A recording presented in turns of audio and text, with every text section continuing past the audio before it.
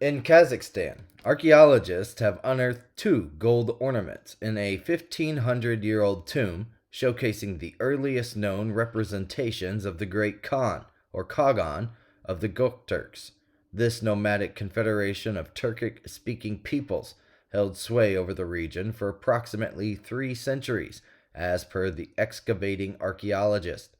The opulent gold plaques depict, quote, the crowned sovereign majestically sitting on a throne in a saintly pose and surrounded by servants, explained Zainolla Samashev, the lead archaeologist from Kazakhstan's Institute of Archaeology, in correspondence with the publication Live Science.